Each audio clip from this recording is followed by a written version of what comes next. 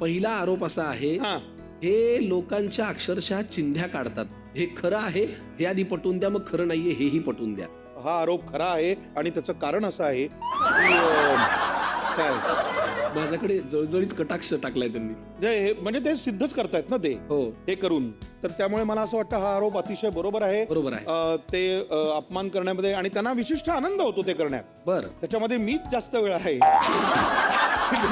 तर मला हे मान्य आहे.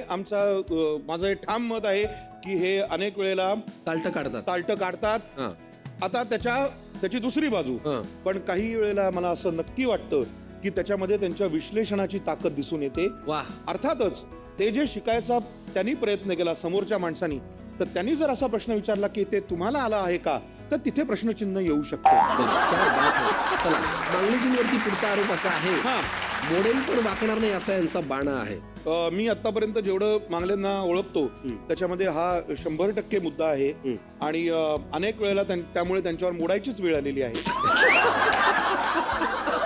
आता मोडेन पण वाकणार नाही त्याचं सगळ्यात महत्वाचं कारण ते अत्यंत ठाम असतात की त्यांचं जे मत आहे ते बरोबर आहे आणि त्याच्यासाठी त्यांच्याकडे उत्तर असतं. आणि ह्याचीच दुसरी बाजू चांगल्या अर्थाने सांगतो आहे मी. मांगल्यांकडचा एक अतिशय चांगला गुण आहे, ते म्हणजे त्यांना वेळेला नाही म्हणता येत. क्या बात आहे. आणि प्रगती करण्यासाठी नाही म्हणणं फार गरजेचं आहे. आणि म्हणून मला असं वाटतं की या सगळ्याचं छोटशी म्हण आपण म्हणतो की मोडेन पण वाकणार नाही, तर तो बाणा त्यांच्यात आहे. आरोपी आम्हाला बदलायचा आहे. आनंद सर आपण जा पिंजऱ्यामध्ये. वैभव सर आता आपण वकिली करावी अशी. अरे वा वा वा, क्या बात आहे. तुमच्यावरती आरोप असा आहे, मी जर अजून त्याला विस्तारित करतो, की तोंडावर ताबा नाही असं म्हणतात. तर हे खरं आहे का?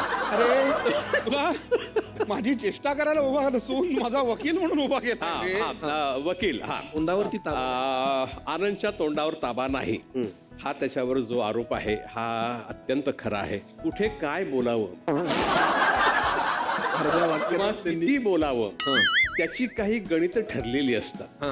अरे हा सुटलाच आहे, निघा, मार खायची लक्षण आहेत, इथपर्यंत जे होतं ते त्याचा स्वभाव आहे. पण तो त्या स्वभावाचा भाग आहे. तो आता विरुद्ध बाजूने सांगतो, ज्या बुद्धिमत्तेने टायमिंगने ते जे बोलतो ना ते कमाल असतं.